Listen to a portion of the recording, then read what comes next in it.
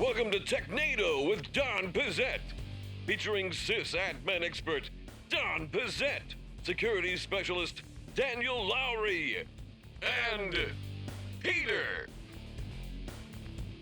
Hello and welcome to Technado with Don Pizzette. I'm your host, Peter Van Rysdam, and I am joined, as always, by Don Pizzette. Don, how you doing today? I am doing great. Ready to follow up on some of the Microsoft news that we alluded to in last week's episode, so this one should be a pretty good one. Yeah, we've got some Microsoft news. We've got an update on, I know last week, right after we went off the air, the whole John McAfee thing happened, so we're definitely going to talk about that in a little bit. And the expert on that topic is, of course, Ronnie Wong. Ronnie, how are you?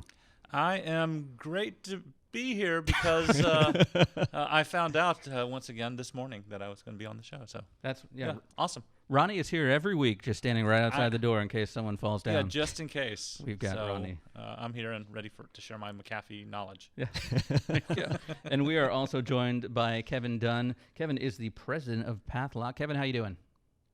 I'm doing great. Thanks for having me today, guys. I'm happy to be here. Now, the guitar on the wall, is it just decoration, or do you actually? Currently, it's a dust collector, but I do like to play from time to time. But in a small New York City apartment, that's a good way to make enemies of your neighbors. So yeah, you have to play with the neck sticking straight up to fit with the walls and everything too. Exactly, yeah. Or go to the park, I guess. Park. And then people put money in your hat. It's like an extra source of income. Yeah, exactly. Yeah. What do they call it? Busking? Busking, yes. Yeah. Busking. The subway has such great acoustics. All right, well, let's get to know Kevin a little bit more in our first segment, which is rapid fire questions. Who do you work for? What's new? Who are you? What's happening? What's wrong with you? All right, Kevin, in this segment, we are going to rapidly throw questions at you. You'll see a timer appear on the right side of your screen. You'll have approximately 1 minute to answer each question. If you take too long, Peter will buzz you, like that, and we'll move on to the next question. We're going to rotate through each of us, and we're going to start with Peter. All right, so I'm just curious, can you give us kind of the elevator pitch about Pathlock? Yeah, for sure. So Pathlock is a company that's focused on access orchestration. We consider access orchestration sort of to be three main parts. It's obviously access, who can access applications, but it's also data. What's the sensitive data that resides in these applications? And then security, it's sort of monitoring what are people doing with that access and how are they accessing and interacting with the data that's in the applications, and sort of tying that all together and monitoring what people do. So that's our focus. We're basically a layer 7 security solution. We focus on the applications themselves. We feel like that's the most overlooked part of the kind of landscape in an enterprise in terms of security. A lot of people focusing on network and on other layers below layer 7, and even layer 8, the actual individuals using the applications. But that layer 7 piece we find to be missing, and that's where we focus. All right, now it's really timely that you're here on the podcast because last week we were talking about some of the challenges that end users create with working remote, and I think we referred to it as layer 8 challenges. Right. One of the solutions that we talked about just briefly was a zero trust infrastructure. I know that's something that you guys do. It's not a new technology, right? Zero trust has been around for a little while. We've seen it over the last 5 years, but it's been growing and growing in importance each year, or at least in people's comments on it. What's your stance on that? Do you feel that a zero trust model is the solution going forward, or is that just one tool in your toolbox? Oh, I think it's critical, but I'm surprised it's taken this long for people to adopt zero trust solutions. But obviously, as you mentioned, remote work is really pushing that to the forefront. But it makes sense, right? I mean, it's kind of odd that why would you give someone more privileges than they need? I guess, because you want to save time, or it takes you too long to build the right roles and sort of segment your applications and have a more focused approach. But I think it totally makes a lot of sense, especially in a remote work environment. I think it's critical. So I'm glad to see people are finally sort of stepping up and adopting that technology. All right. You've recently launched your version 5 of your software. Can you tell us what's new in it? Yeah, absolutely. We're basically bringing together a number of different products that we used to have that were sort of more siloed and worked independently. We're seeing that there's a lot of need to bring them together into one solution that works cohesively and where one piece can talk to another. So we basically have brought together solutions we had around application security monitoring, privileged access management, identity and access management, transaction monitoring, activity monitoring, data governance, all into one house, one solution, right? And so the benefit of that, which is really unique, is being able to do things like, for example, if somebody looks at sensitive data, we want to revoke their permissions in that application or send an alert to a SIM, right? So that's the really exciting thing in this 5.0 release.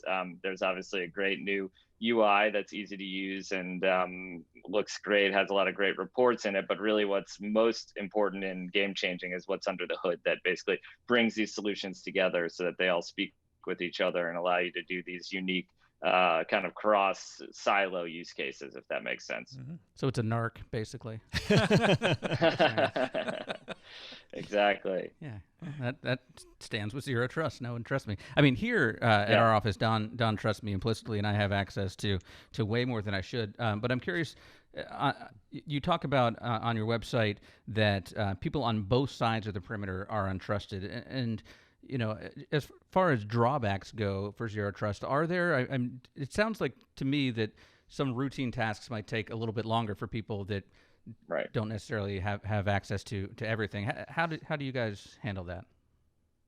Well, I mean, I think the analogy I like to use, right, is like, wouldn't it be great if you didn't have to stand in line at the bank, you know, and that you could just walk right into the back, go into the vault, you know, take your money, walk out, and, you know, somebody writes down that, you know, your bank account deposit is now $100 less. Like, sure, that'd be more convenient, right? And the extra 5 minutes of waiting in line is certainly a pain, but it's something that, you know, you have to do because, you know, a bank, for example, is sort of a zero trust environment. If you think about how people go into a bank, they have to show their bank card. They have to prove I'm a bank customer. I have something in my account. You know, they verify you're the actual account owner, give you the money, right?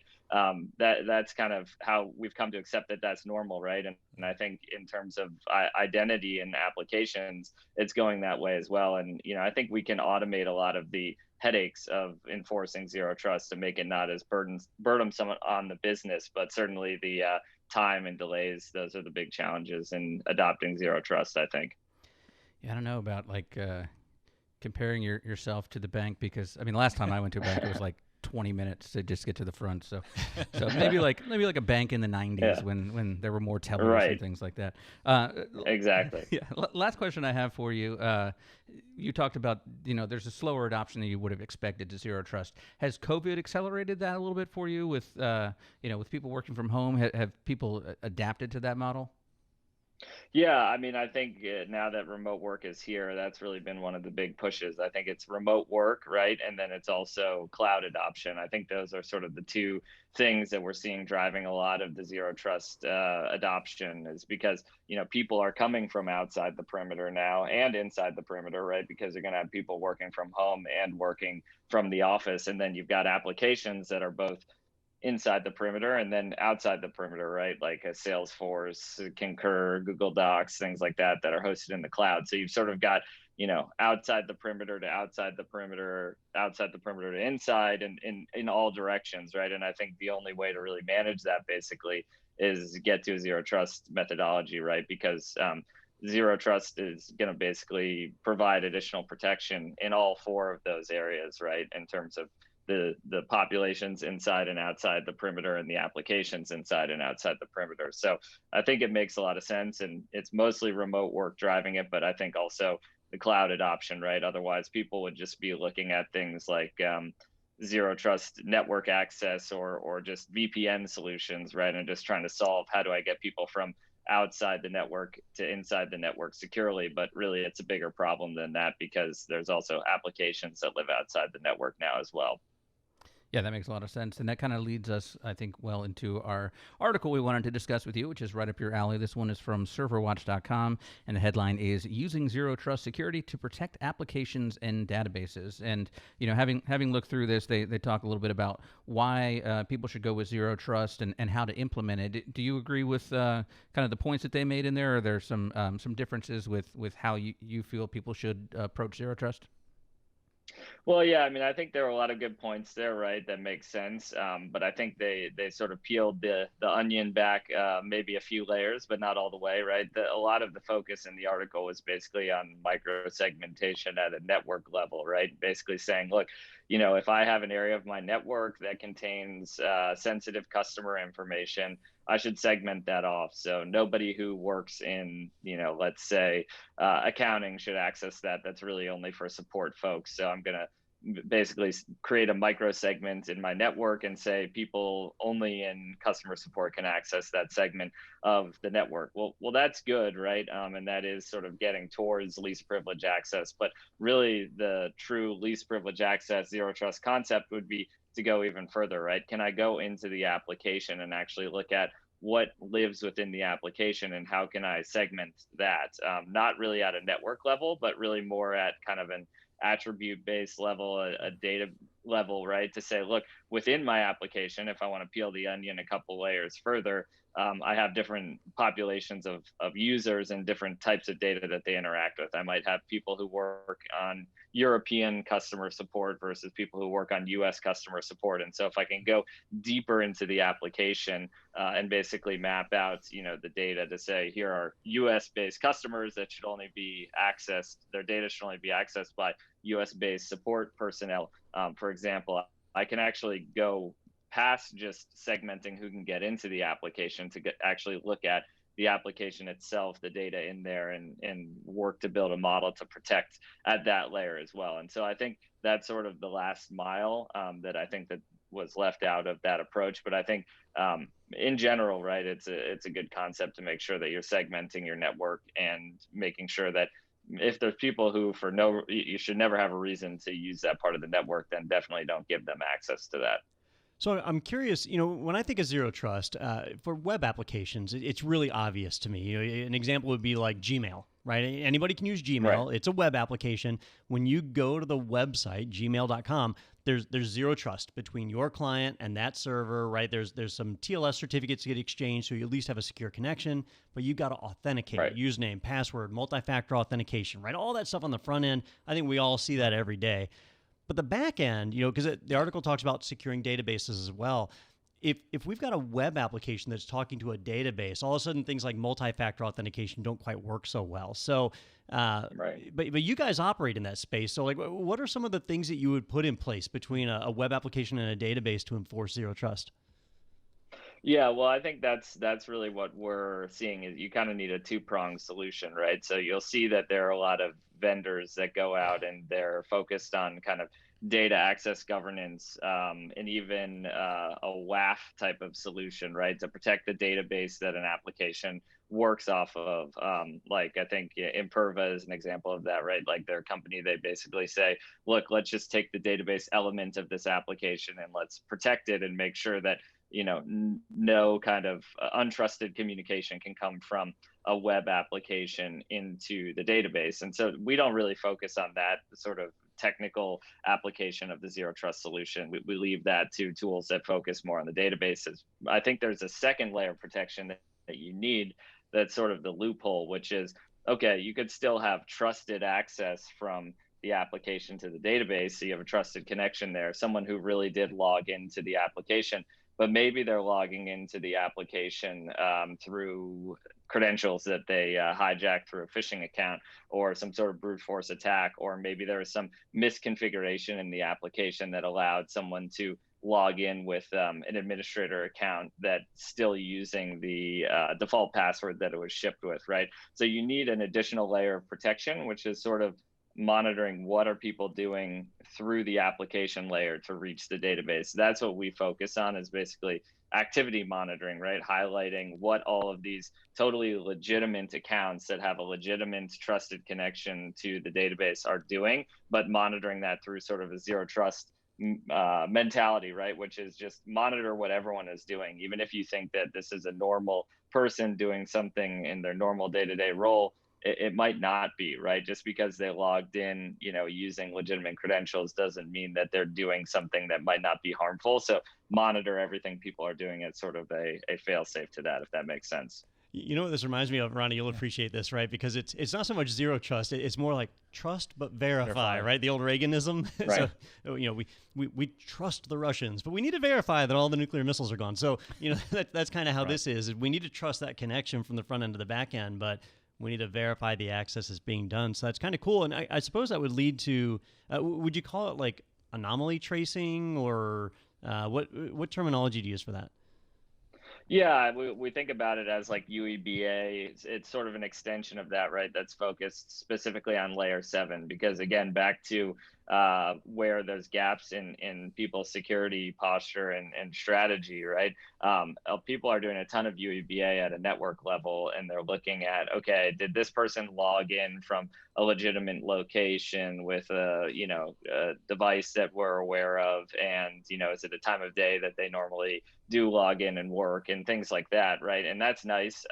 They look at that, and then once they determine that that looks normal, then basically nothing is really done from that point forward. It's just really at the point someone logs in, does this look like normal activity? And then what they're doing on the network within the applications, especially, there's very little visibility. So we're really trying to augment that. We integrate and work a lot in terms of bringing the information we're getting out of applications, providing that to the SOC, because I think it enriches what people know about users already at the network level, to know that, hey, this guy not only logged in from an unusual location, but now all of a sudden he's trying to do something in the accounts payable process, and he's never tried to do something in the accounts payable process in SAP before. So this should really even heighten our suspicions, right, and trigger maybe some remediation or response based on that additional information. So I think it's sort of UEBA and anomaly detection, but in a very focused area, not to replace what companies are doing, but to say, look, like, you could always use more information, right? More information, the better.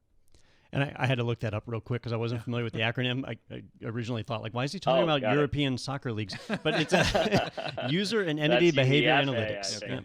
Yeah. What did you say? User what? User and entity behavior analytics. So, tracking the behavior of the users, and the entities would be the stuff that they're accessing. So makes sense. Yeah, I think my key takeaway here is I'm in marketing, and I know the code to the door for the server room. And I should not know that. There's no reason I should be going in there. There's a cable box in there, which sometimes I like to change if there's a game on. Well, you are a good example. So you're an employee where originally you worked on the production team. You needed access to that room. But when you transferred into your new role, you no longer need that access, and we didn't remove it. So, that would be something that would be turned up. Yeah, roles change all the time, and gotta update those things.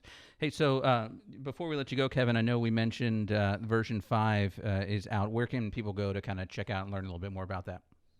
Yes, I would encourage everyone to check out our website. We're at Pathlock, PATHLOCK.com. And so if you go to the website there, you'll see there's a 5.0 preview release webinar that is open to anyone to check out. So would love to have you check it out. And if anyone is interested in reaching out and speaking with us about layer 7 security and securing applications like SAP, Oracle, NetSuite, Workday, Salesforce, we're certainly always happy to have a conversation. So would look forward to speaking with anyone that's interested. So you say preview release, is it not like, is it kind of beta right now, or is this fully ready to go?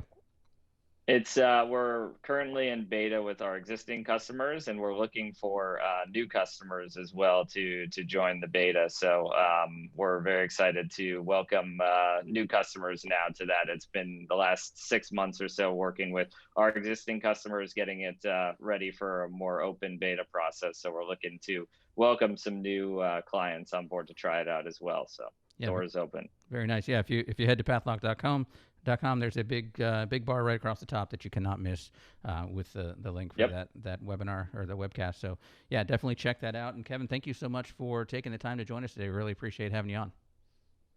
Thank you guys for having me. It was a pleasure. And stay tuned. Like I said, we've got a lot of news to talk about, some interesting things. So we're going to take a quick break. Be right back with the news on Technado with Don Pizzette. This is Kevin. He's studying online for a Microsoft certification and using another online IT training service. He's also on his second pot of coffee today to stay awake. And this is Kyle. He's also studying Microsoft but using IT Pro TV. Rather than watching a boring voiceover PowerPoint, he's actually enjoying the training with two hosts in an interactive format. Both Kevin and Kyle have access to virtual labs and practice tests, but Kyle can also get help through a live chat with other IT Pro TV members and his instructors, as well as post to a Q&A forum. He can even search for exactly what he's looking for in the interactive video transcripts, all while paying less than Kevin. Oh, and Kyle can also watch in comfort via a Roku app. Kevin and Kyle are both learning IT, but Kyle is enjoying the journey. Want to be more like Kyle? View the plans to start your IT Pro TV membership today.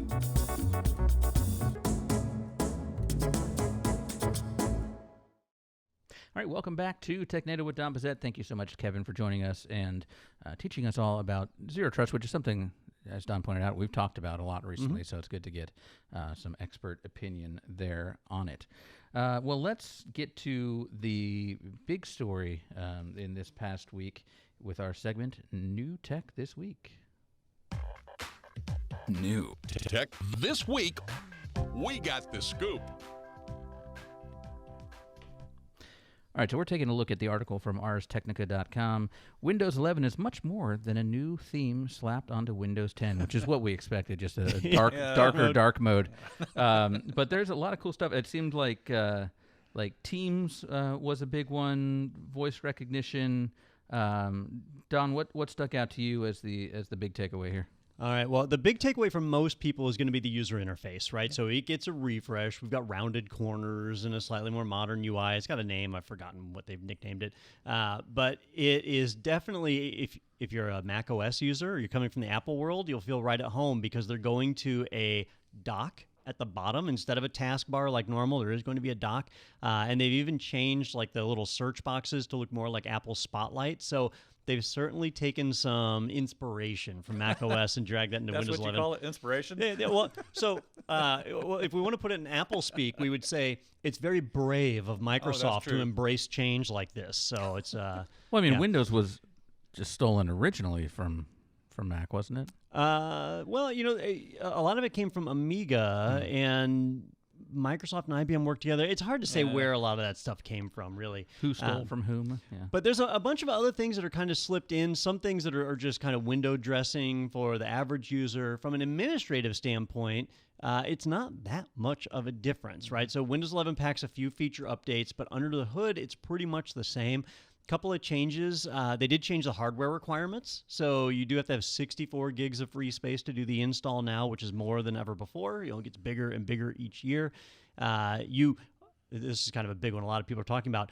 You need to have a TPM version 2.0 trusted platform module. That's the security chip found in most laptops, not found in most desktops. And if your laptop is more than, say, 5 years old, you may well have a TPM version 1.2, which is not good enough.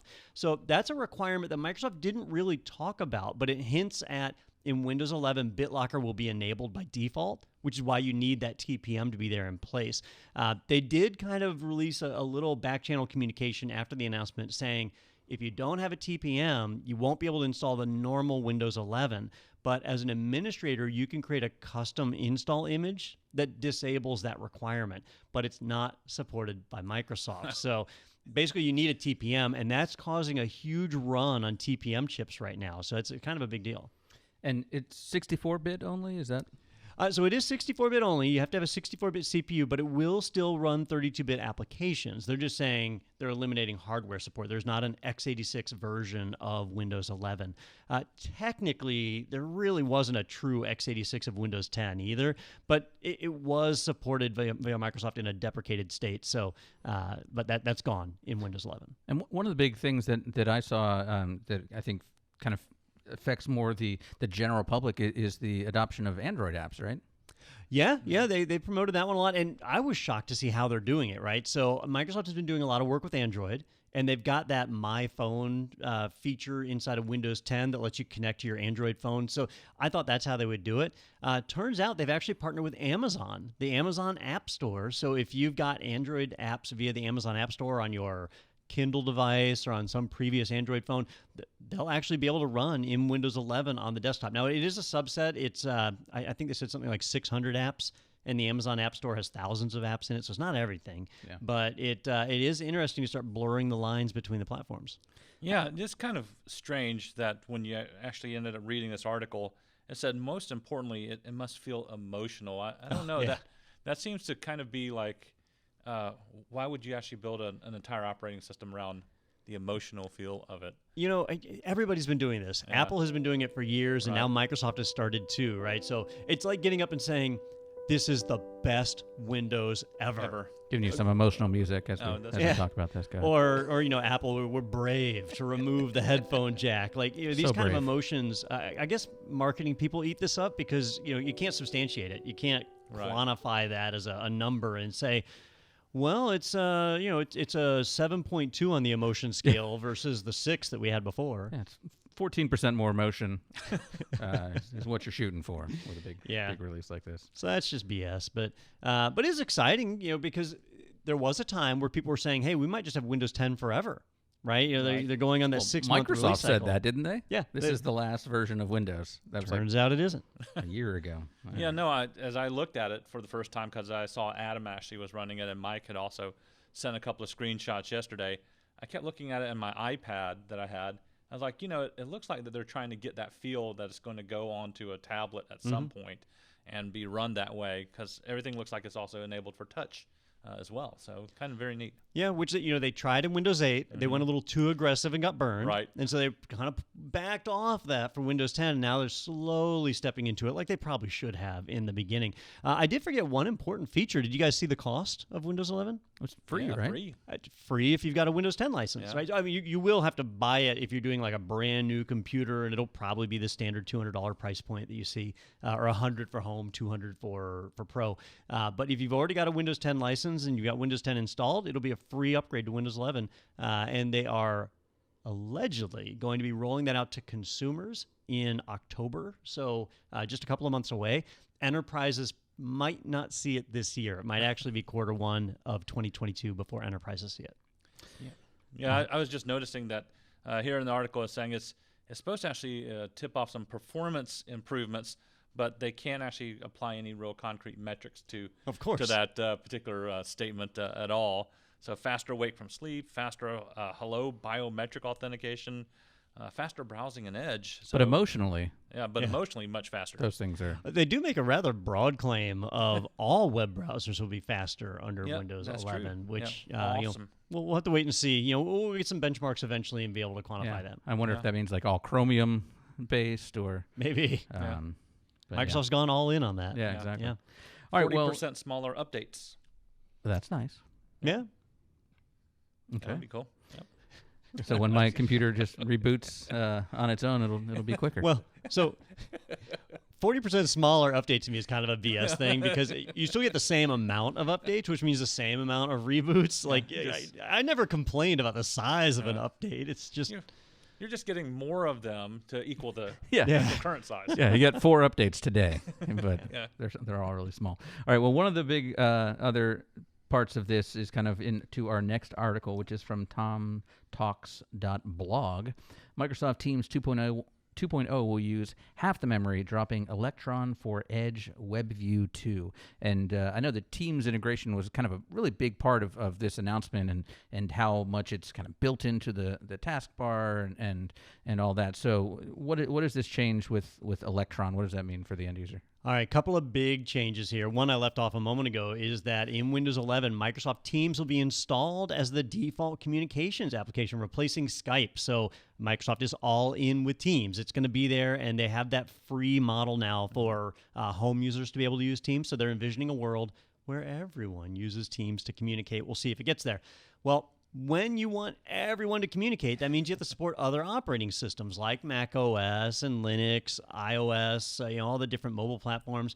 And an easy way to achieve that is to use Electron. So what Electron is just a portable version of the Chromium web browser that is multi-platform. And then you write your application as a web application. So when you run it in Electron, it's really just running a Chrome web browser and pulling up the app. And so that'll work on darn near anything.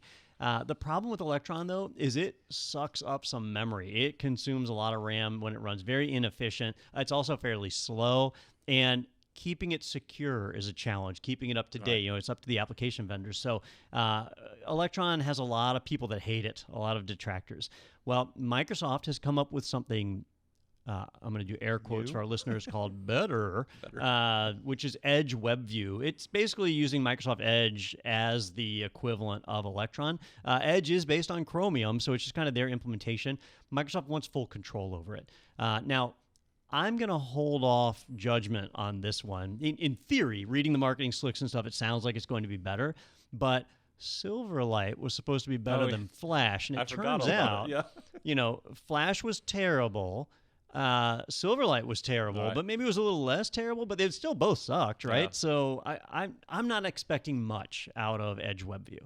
Yeah, I think in anything, especially for like Teams, that was probably the biggest complaint that we ever heard, is that sometimes it would launch and then it would just take forever, and then you'd have to close it out and then open it back up and everything. And so this, according to what we're actually seeing here, they're saying they should fix some of those problems.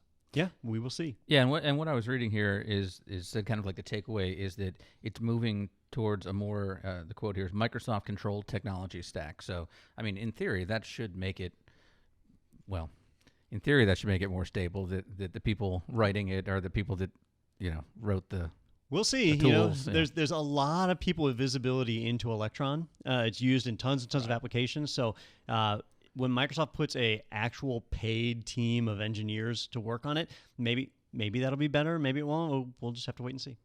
All right, we'll wait and see. But Teams, a big part of this announcement and a big part of Windows 11, and looks like Edge is locking itself in there even more too. So, I mean, one of our biggest YouTube videos is how to get Edge off your Microsoft computer. So, will be even more difficult. It sounds like if you take Edge off of Windows 11, you'll just break everything. So, yeah.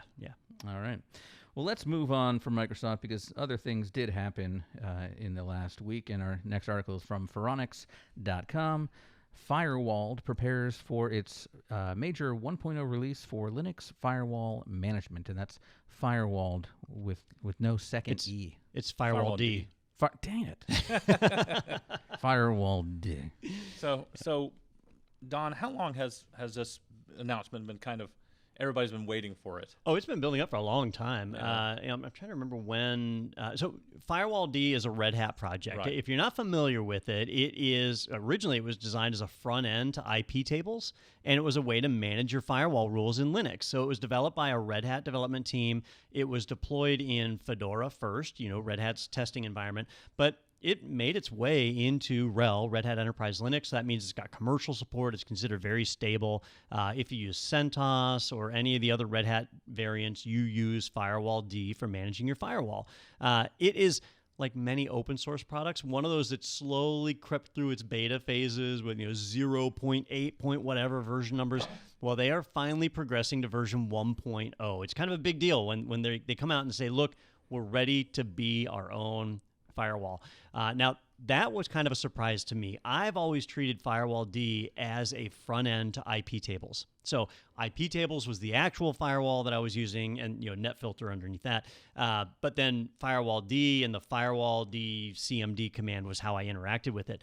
Well, with this announcement, they said starting in version 1.0, they are deprecating their IP tables backend, which means they are now their own firewall service built on top of NetFilter. So they've kind of bumped that out. So if you're used to mixing and matching between editing the IP tables config and using Firewall CMD, you won't be able to do that after version 1.0. It's going to be rolling out in Fedora in the next couple of months, and then probably in the next 2 years, we'll see that make the leap into RHEL, which will lead it to widespread adoption. Nice. Well, I didn't pay attention to any of that because I was still mad that it's not firewalled. I think that's a big miss. They could turn this into a verb, and like when they block things, they can be like, sorry, you've been firewalled. Well, in this case, it's a Linux thing. So daemons that run in the background, they stick a D on the end. So you have like the SSHD, the secure shell daemon. Right. Here, it's the firewall daemon. Yep. All right. Now I feel better now that I know what is it, entomology?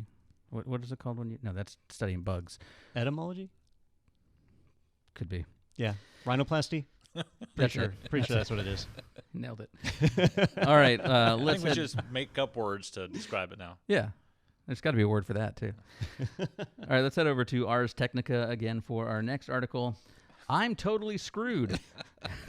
Love the title. WD My Book Live users wake up to find... Is it WD? Western Digital? Yeah. Western Digital. Yeah, okay. But do you say WD? Yeah. Okay. And Ronnie laughed, and so now I'm really sensitive about how I'm saying headlines. All right. It's your emotion. That's right. It's emotional. Yeah, emotionally. WD My Book Live users wake up to find their data deleted. So these are the physical devices that that you put in your home. That's kind of like your personal cloud, right? Yeah. This is like big, not like like a little SSD, but like a pretty big. Right. So drive. These are hard drives, external hard drives that have a plastic case wrapped around them that's designed to look like a book. A book you'd take off your shelf, a nice thick hardcover, not like some little romance novel like is on Peter's shelves. But basically, they've been selling these for years, and honestly, they're a great idea. Your average user at home, your grandmother, your parents, they don't back up their computers. They don't think about that stuff. So you can go to Best Buy for $100. You can buy one of these. I think right now they're like 12 terabytes, 14 terabytes in size. You stick it on your computer, and now you got a place you can run backups to. And so when your computer inevitably gets hosed, because that's what less skilled computer users do, you have all of your data nice and backed up. Well, right now, if you go and buy one of these, I believe they're all called the Western Digital My Cloud drives, but about 5 years ago, maybe 7, kind of teetering in that window, they were called My Book Lives. And these were a little bit more advanced. So they weren't just a USB connection to your computer. You'd plug an Ethernet cable into them, which meant they could operate at higher speeds to communicate out to the internet and back up your data. So that meant they're backing these things up externally as well, or was all the data on your drive? You had that option if you paid for it to sync up, which I don't know that anybody ever actually did that, but it gave you the ability to go anywhere in the world, to any computer in the world, log into Western Digital site and access the files that were on your WD My Book back at home. It looks like this is the reason why you should have paid for that feature. And that's the challenge, is because they were connected to the internet, there was a 0-day exploit in the drive's firmware that allowed outside attackers to scan the internet and find these devices and be able to get into them. They leveraged that to factory reset and erase the drives. And so people woke up one day and their drives were empty. These things that are kind of giving them that peace and security just blown away. So we don't know if that the data was taken. We just know that it was erased. The data was not taken. It was not taken. Yeah, they viewed the logs. They know how the attack works. The data was just erased. Well, I'll tell you what is the worst thing to me reading this is it shows you how bad it is that their response is, hey, if you have this, you should unplug it. Yeah. Now until we figure this out. Like that shows you how bad this is, and that there's not a fix that's about to be released. So it is bad, but they are they haven't launched it yet, but they've announced they will be launching a data recovery service. When you delete files, they don't actually go away. Usually you write something else over it, right? Correct. Okay. And the factory reset that was done did not overwrite the disk. So there's a really good chance that these users will be able to mail the drive back. Western Digital will be able to recover that data and then send it back to you, unless you went the extra step of configuring, BitLocker encryption on it or something like that. But again, your average home user is not going to do that. So your average home user may end up okay, but they won't have access to their drive for a while.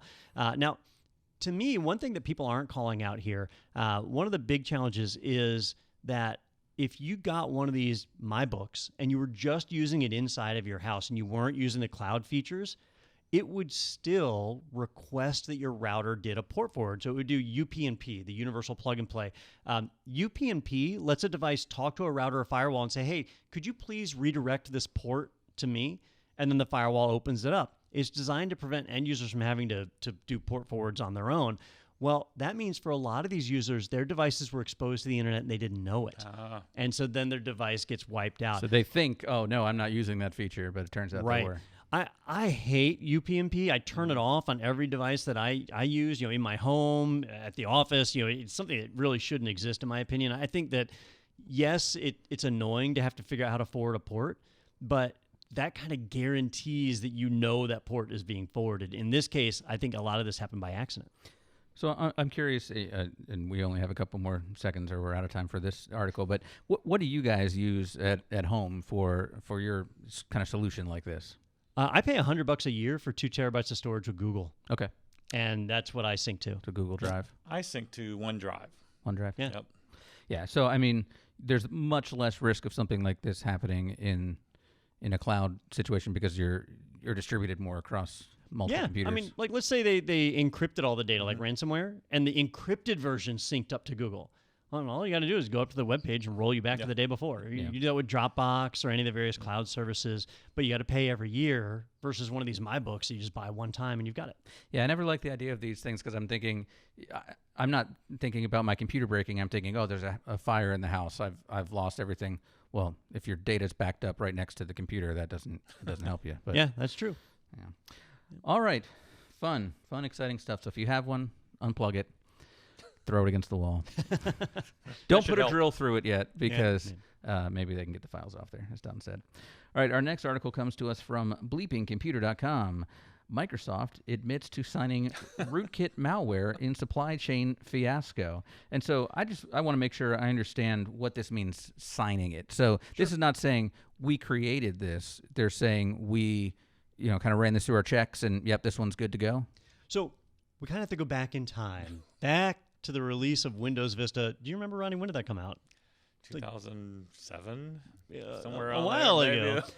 When Windows Vista came out, they introduced a new security feature, which was driver signing. Driver signing had actually been around. What they changed in Vista was they made it required. 2007. Right. So correct. January 30th. Ronnie is a endless font of knowledge.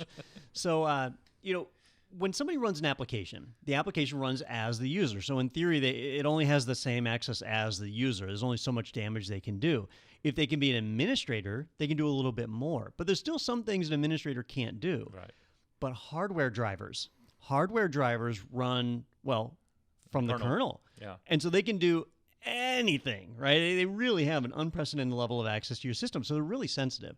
And so what Microsoft did is they said, we want to prevent some of the malware that's out there that propagates as a driver. And so they instituted a new thing, which was if you release a driver from Microsoft Windows, you need to send it to Microsoft for review. They will digitally sign it, create a cipher, not a cipher, but a hash key that designates that this driver was certified and tested and is okay and is safe for you to install, and then they release it.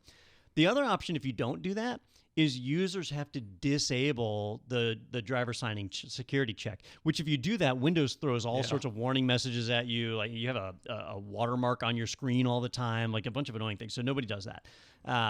In this scenario, this is kind of the worst case scenario. A malware, a threat actor, took a legitimate driver and stuck malware attached to it, and then submitted it to Microsoft and managed to get through their approval process. Microsoft digitally signed it saying, you can trust this malware. They were targeting Chinese gamers, and so they pushed out, and China's a whole different, I don't want to say like a different world, but it's a different set of rules. Yep. So, here in the U.S., if I want to get a driver, I go to the vendor's website. The website's always in English. I can get to the downloads and pull it down. In China, a lot of times they are used to using third-party websites because they've been properly converted into Chinese, not some just like after-the-fact translation. So they would download this driver from someone other than the original vendor, install it, it shows as trusted, and now they would have a rootkit running at the kernel level. Really, really bad news. Yeah, it said it was communicating with China-based CNC IP. So is that like CNC Music Factory? Very similar because they do have the power, but it is the command and control servers. Things that make you go, Yeah, shoot. Did I get the wrong band? Who's saying I got the power? Yeah, I don't think that's them. CNC wow. Music Factory is the Everybody Dance Now. Oh, yep. All right. Yeah, looking through this article, it was showing like the breakdown of one of the IPs it was going back to. So it seemed like as I was continuing to read this, they're like, there's nothing in there, but as soon as it calls home, then it downloaded essentially that rootkit or whatever it was a fascinating read. If you ever get a chance for our listeners out there to go to Bleeping Computer and read about it, because they talk about how the CNCs worked, which was really neat. You basically browse to a URL, and it would give you the IP and path to access 4 different things. Like one was download a payload. Another one was to get instructions on when to phone home or who to contact and so on. So it was interesting because they really showed how that server worked and how it communicated and the way that they could handle rapidly changing IPs and domain names and still be effective. So what does it say about the process of that signing? Is it just something that just kind of got skipped over, or there's no human eyes on anything on this? That's the big warning here. Okay. So you are hearing people coming out and saying, look, if we can't trust Microsoft to do this, then this whole thing's just blown out of the water. We need to give up on driver signing, right? But the reality is there's not anybody who's going to do a better job, right? True. So this is the first time that we know of that this particular scenario has happened. There was one other close call a couple of years ago.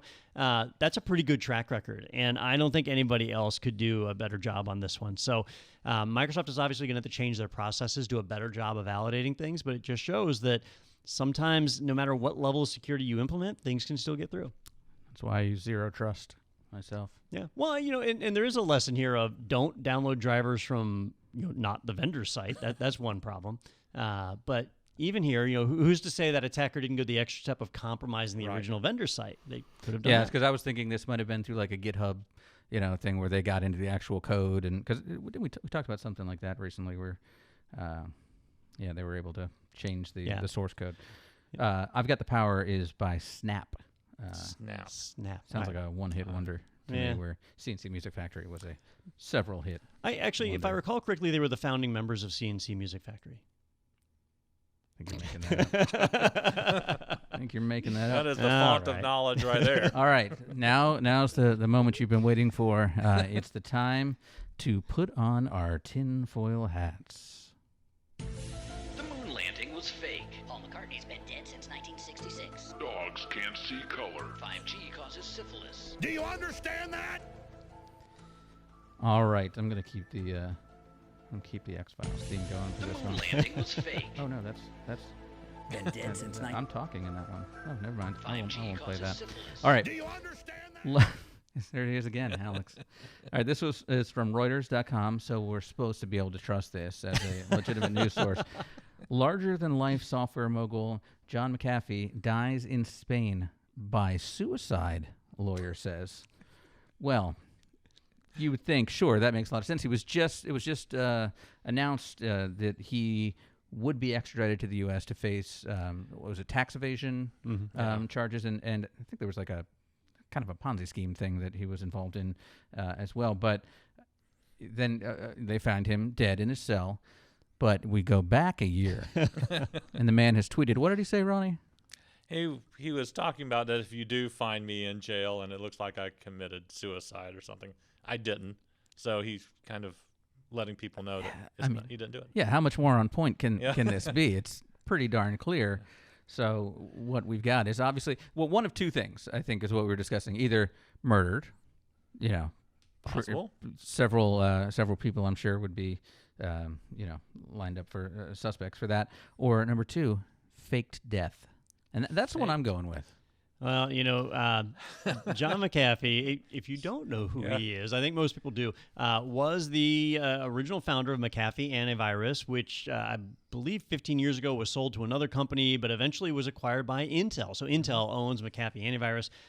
John has not been attached to the company in any way in over a decade, but he has gone on to just be this over-the-top, bizarre celebrity-type character. And it was a couple of years ago we reported on the incident with him down in South America. It was a murder, right? His neighbor got murdered, and the government was after him, and he had a body double step in that got arrested while he snuck out of the country. And, just crazy stuff like that surrounds John McAfee. And so he's been hiding out in Spain for a while in a ghost hotel / Bitcoin farm and was finally arrested. He's been in a Spanish prison for a little while, and he basically committed suicide. Well, there's a lot of conspiracy theorists out there that say this is not what happened. And you have to wonder, he had the money. Potentially he bribed his way out of prison. And we talked about this before the show. What would it take to prove that John McAfee was dead? So, Ronnie, for you, what would you need? What evidence? Do you already have enough, or is there something more you would need to be convinced? I think I have enough overall, just because he is so bizarre at this point, and I think he's been slowly mentally declining to the point where I think that when his extradition came through, he was like, all right, that's enough. I don't want to go back and get facing murder charges or whatever it might be, tax evasion and some type of fraud scheme on Bitcoin, I think, or cryptocurrency. So, yeah, if we break this down, it doesn't make sense, because if he was going to fake his own death to escape, he wouldn't have put out those tweets to make people second guess his suicide a year ago, because he would want people to think he had committed suicide. But as you pointed out, Don, he's not the kind of guy that's not going to brag about how well he faked his death. Yeah, if he faked his death, we'll know it within a year, because there's no way he can avoid tweeting. But you know what? Some Twitter channel will pop up, and it'll be, McAfee lives, and he'll start tweeting, or his official one will start tweeting. You won't really know if it's him behind it or not. Right. His wife, Janice McAfee, does have control of his Twitter feed, so she is able to tweet as him. So again, that could really complicate things. Remind me how they met? She solicited him as a prostitute. Yes, she did. So, I mean, this guy's life, like somebody, they already made one documentary. I think they need to come back and do another one, because it's just like his life got more and more bizarre over time. So was this before Pretty Woman? Do you think this was based, or that he was inspired by Pretty Woman to go out and find love? Pretty Woman was like 80s. I right? bet he was inspired by Pretty Woman. That was probably forefront in his collection. So and so the flip side of, okay, was he murdered? Well, I mean, I don't think the U.S. government would murder him, because they want him here to face these charges. So the only people that would murder him, I think, is kind of the same thing as the Epstein conspiracy theories, is, does he have dirt on somebody else? And I don't know. I don't know if he does, though. He has been basically in hiding. Well, go ahead. Yeah, I was going to say, he's in prison abroad, which all of us have actually seen, like, Broken Down Palace or something like that. So I think that, Spain's not like this third world country. Okay.